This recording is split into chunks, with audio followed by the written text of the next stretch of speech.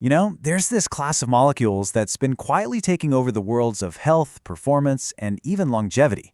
They're called peptides. And honestly, they are at the center of a huge debate. So, are they the next massive breakthrough in medicine, or are they just a massive, uncontrolled experiment? Let's dig in and find out.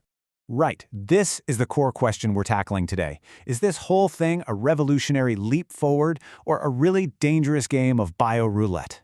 The stakes couldn't be higher. You've got people reporting absolutely life-changing results on one side, and on the other, you've got critics warning about all these unknown dangers. It's a real tightrope walk between incredible promise and some serious, serious peril.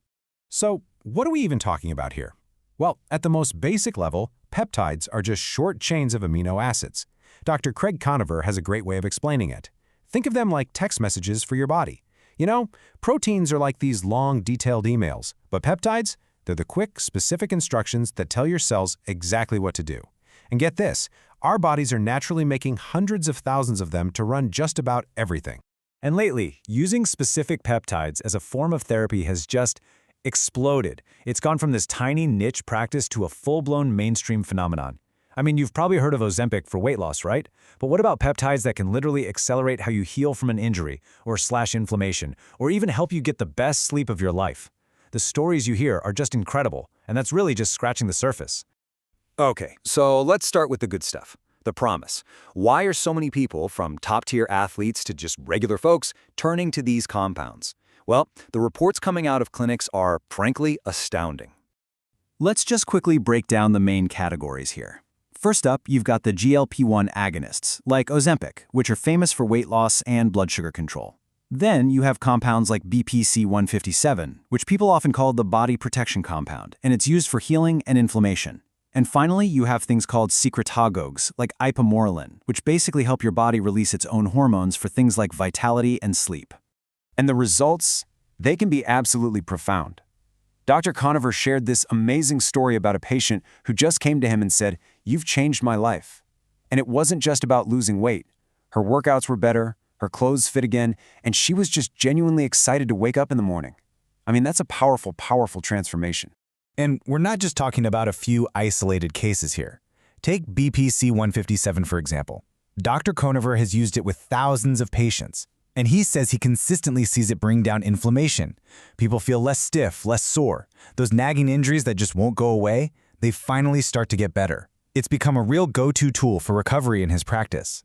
So here's the philosophy behind using these things, and it really comes down to one word: momentum.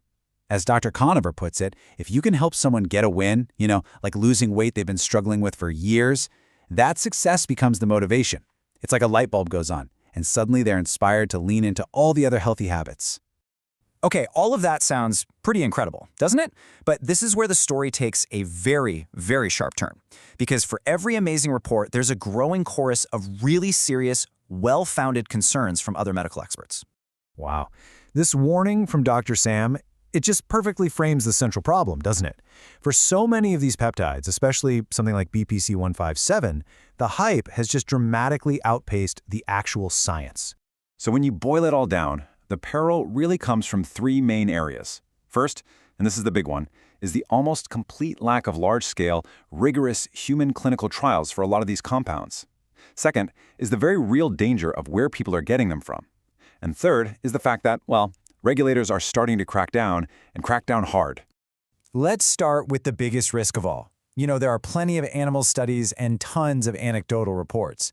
But Dr. Sam points out that without proper human trials, we just don't know the long-term safety or if they even truly work as advertised. See, these gold standard trials are incredibly expensive, and for compounds that are hard to patent, there's just not much financial incentive to do them. It really is a leap of faith, and that's a pretty scary thing in medicine. This brings us to a super critical issue: sourcing. Where are people getting this stuff?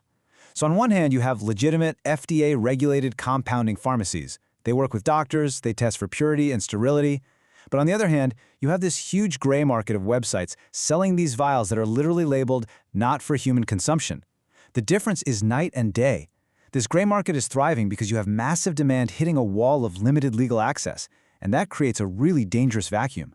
And the danger here is not some theoretical what if. It's real. Dr. Huberman warns that these gray market products can be contaminated with nasty stuff like lipopolysaccharides, or LPS. That stuff can trigger a massive inflammatory response in your body and even life-threatening anaphylactic shock. This is not a risk to be taken lightly. So, because of all these risks, it's really no surprise that regulatory bodies are stepping in. The entire landscape for peptides is shifting right under our feet, and it's validating a lot of the concerns we've just been talking about. And this was a huge move. The FDA actually placed several of the most popular peptides, including that healing compound BPC-157, on a list that prohibits compounding pharmacies from making them at all.